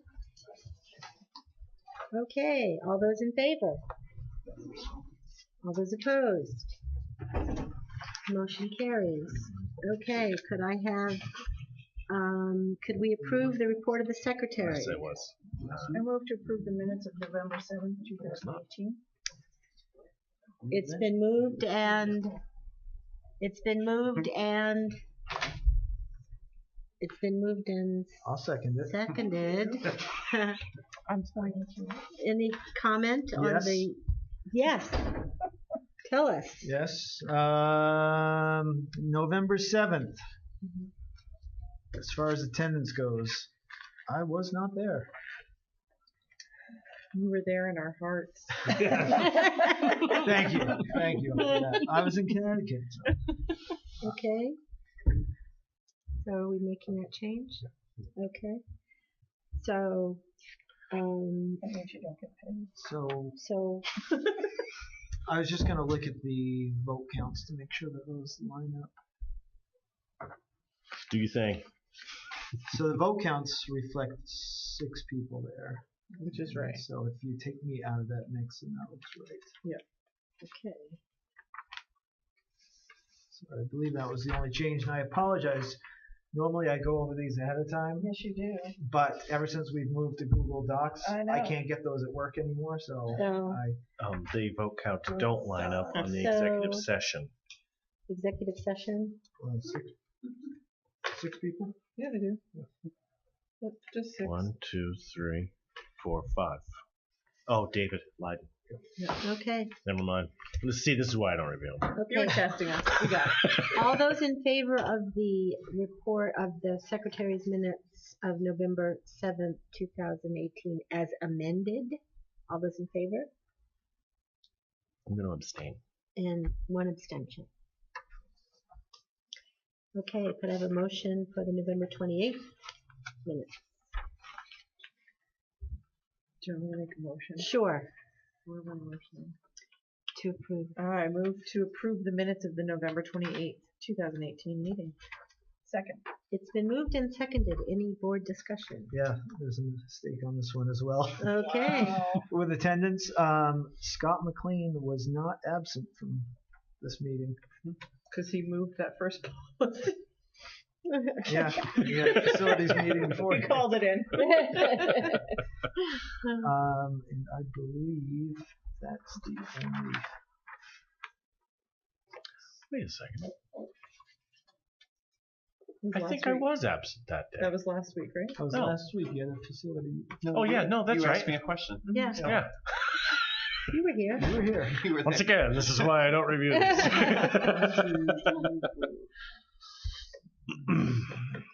So there are 8 people there.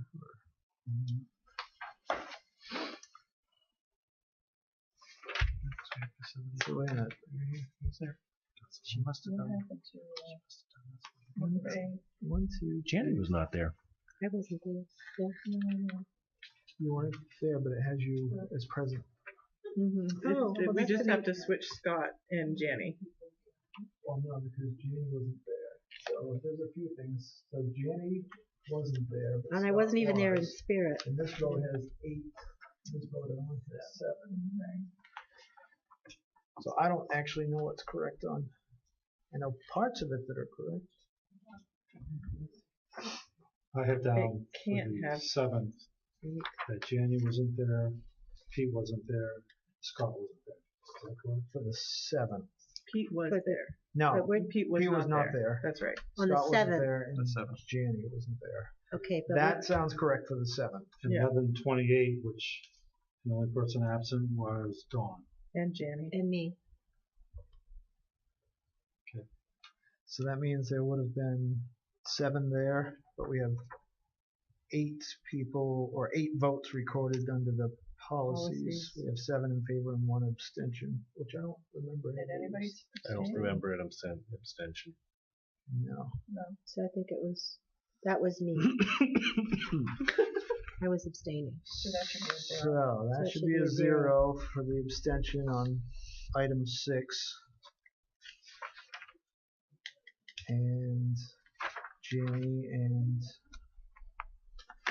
Don is the only absent people. Okay, all those in favor of the minutes as amended? Did you get all Wait a those? second. Wait, I got them.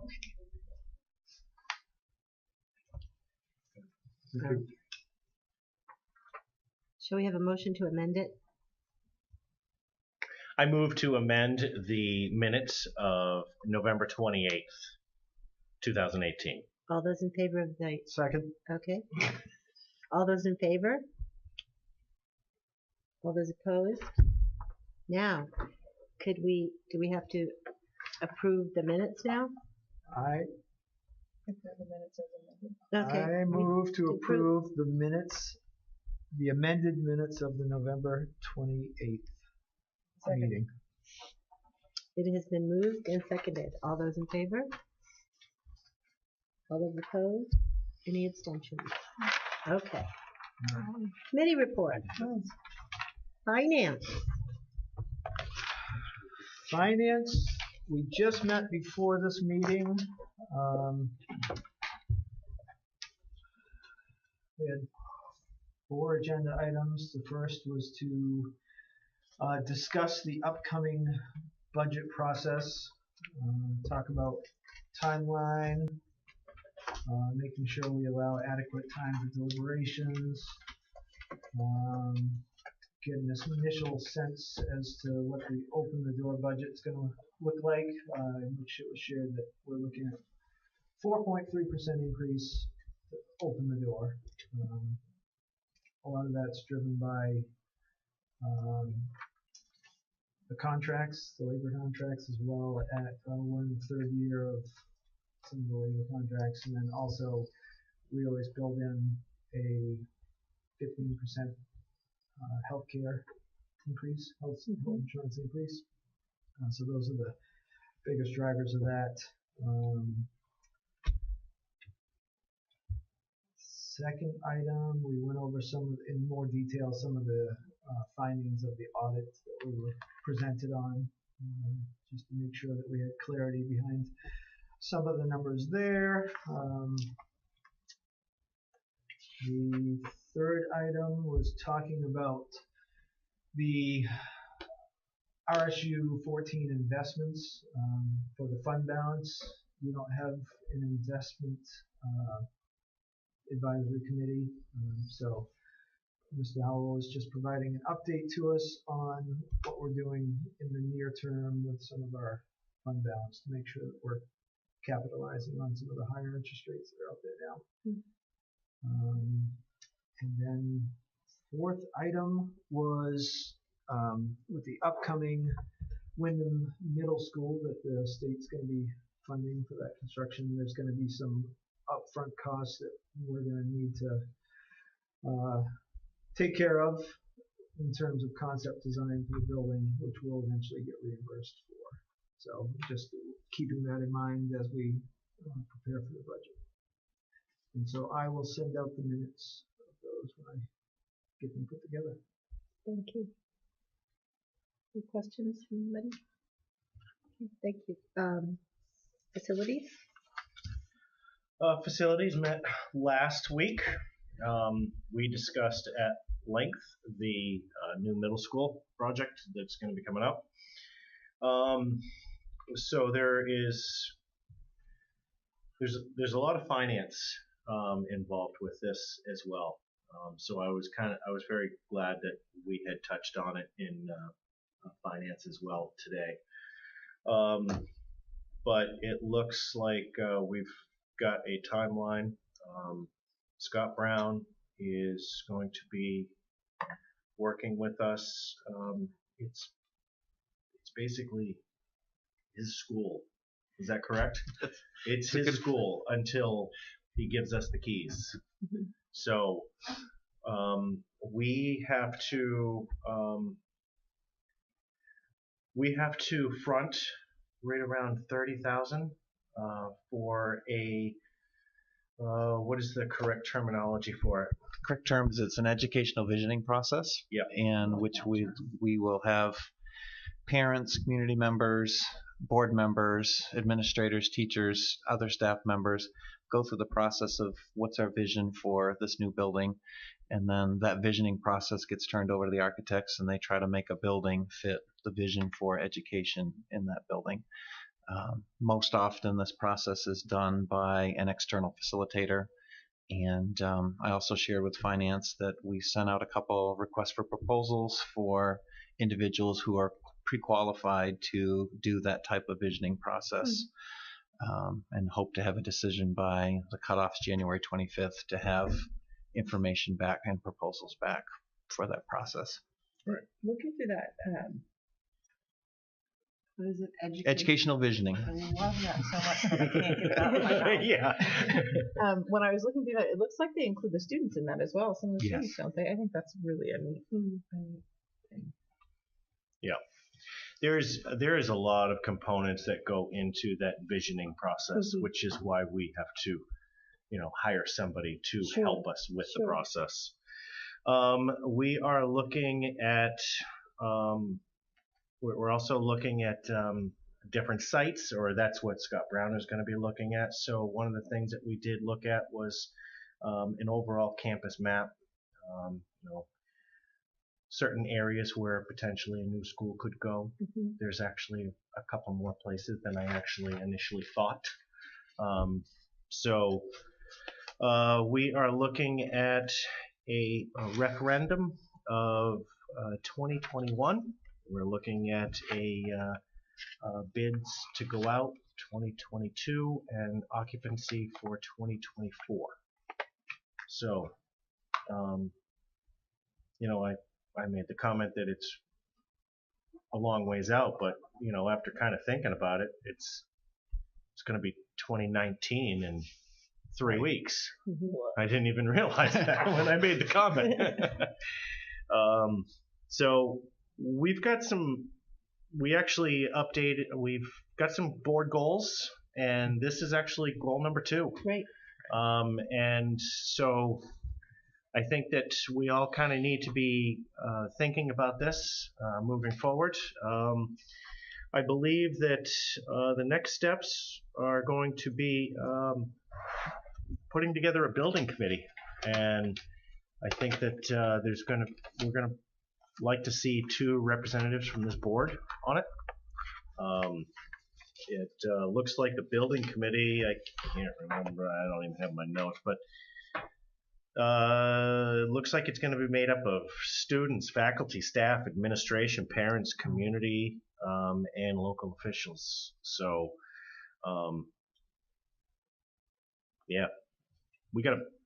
there's a lot of things happening within this school district right now. There is a lot.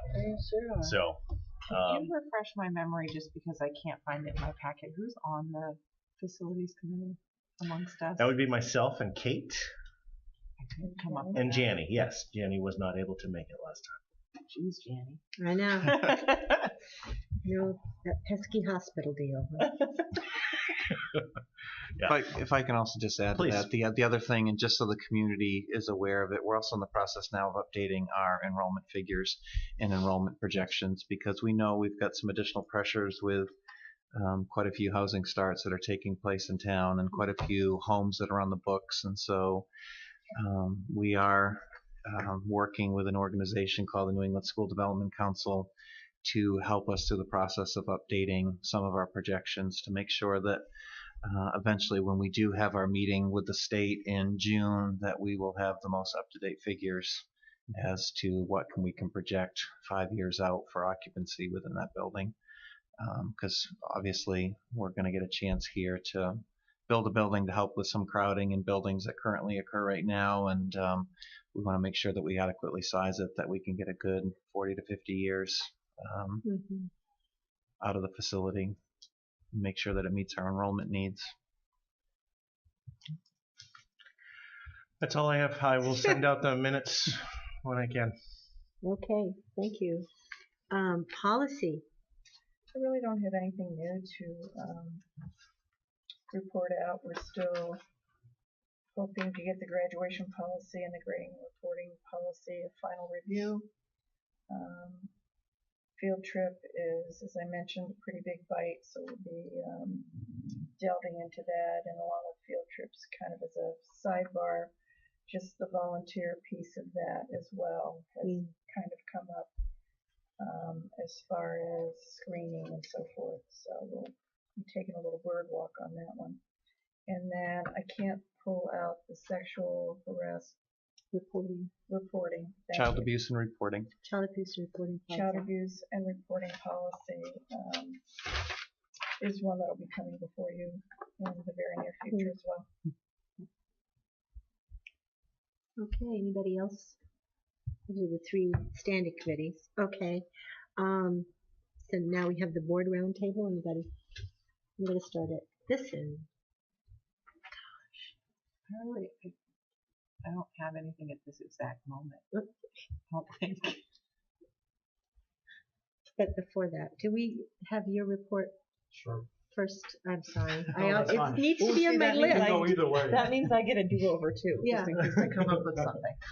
So the American Family Holiday was this past weekend. I'm not sure if people were able to go, but it was an amazing event. The gentleman that was sort of the guest there was Merritt James, and Merritt was actually an alumni of Wyndham High School, Oh, wow. and he did a phenomenal job, not only singing but also interacting with the students. It was just a great event. My seat was better than Mr. Howell's, for once. It's because I got you that seat. Yeah. So anyway, I just really congratulate the students. They did a phenomenal job. And, kudos to them. In addition, the Greater Sebago Alliance, we talked a lot about organizationally getting started.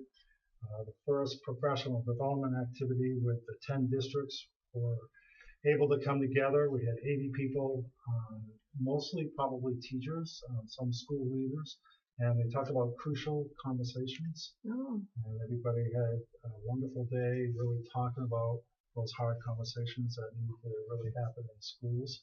And Christine actually was the person that attended from our district.